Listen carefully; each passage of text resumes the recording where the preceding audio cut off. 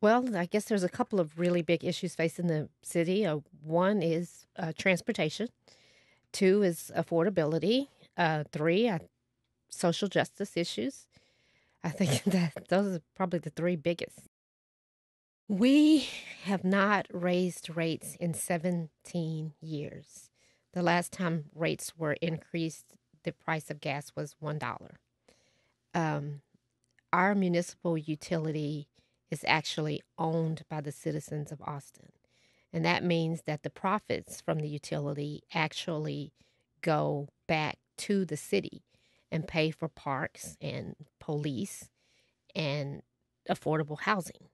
So when you talk about not having a stable utility, you're actually talking about overall city finances as not being stable. And so we're trying to comb through that process very, very carefully. I believe that we need to take a holistic approach right now in a comprehensive manner. And we needed to do that largely because we would potentially face two PUC hearings as opposed to one. And also, we have potential impacts at the state legislature. So, we're going to have a lot to deal with our utility. And so, we need to kind of gear up, make a decision, and move forward in a strong manner. Yes, I do think that we should arrange some discounts for schools. I actually urge that. And I believe that it will be a part of the final proposal, which was a 10% discount for the schools and also for the churches. Um, we're starting to land on a few things like that. I haven't committed to a specific rate because we need to get through the process. And of course, I pushed to have the auditor actually look at the revenue requirement and what is reasonable. So I think when we're approaching Austin Energy, it has to be a two-prong approach. First and foremost, what does the utility need to be solvent and need to be strong? And not just for the short term, but for the long term. And second, when we get to that point of making the citizens and ourselves comfortable that we have a stable utility, they're not just a bottomless pit of waste, even though we have had questions about that, then we have to actually set the rate to make it strong into the future. We have to ask ourselves, are we going to be a collection of service areas or are we a thriving Central Texas region? And I think the answer is that we are a thriving Central Texas region, whether you live in the city limits of Austin or outside the city limits of Austin, because you work in Austin, you enjoy the various amenities that Austin has to offer. And we cooperate and collaborate regionally on other things, such as transportation, such as health and human service issues. And if we're going to throw that collaboration out of the window, then that's very dangerous approach to start taking because we're in the best of list throughout the world in many cases, and a thriving Austin Energy is the crown jewel of that success. So if we're going to attack it, we have to realize that there would be economic development blowbacks from that would affect us all.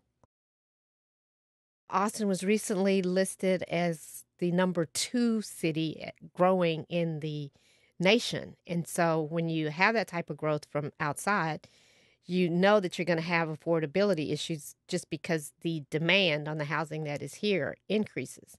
One of the things that we are doing is the city owned land, the increase in that value is being put into a housing trust fund, 40% of that increase in all of the development in and around downtown. And we also had requirements at Mueller and in our transit-oriented developments throughout the city along the Red Line. We have affordability requirements.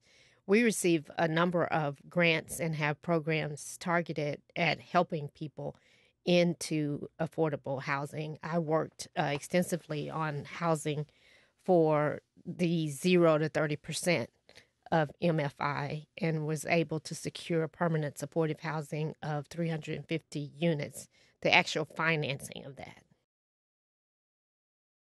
We are actually supposed to see a briefing on that in the next 3 to 4 weeks or so. And until we get that briefing, I can't definitively say. I know that the staff has been working very hard to put the issue before us. And really, what we need to focus on is a regional, multimodal transportation system and analyze how that fits into it. I actually sit on Campo, and I am going to be serving on the executive committee briefly to negotiate that issue with the Regional Mobility Authority. And we haven't started that yet. But the question is whether the money that is going to be available from the federal government, that we're going to analyze letting the Regional Mobility Authority use that money and us come into some type of relationship with them, whether it's a loan or equity to pay it back, to actually put in not only the lanes on MOPAC, but also improvements to I-35 and other really big ticket items that need to be done over the long term. I do support sending to the voters a different form of government than we have now, which would include geographic representation. I do believe that if we were to put two different compositions of geographic representation on the ballot, that they would not pass because they would be competing with each other. And I think it's time for the city to have that conversation about geographic representation. Well, the African American community is certainly dispersed throughout the city, just spread out. And so the larger the number of districts, the more likely it is that you would have a safe African American district. So if you had 8 council members from a geographic area, then that's less likely that you would have an African American safe seat.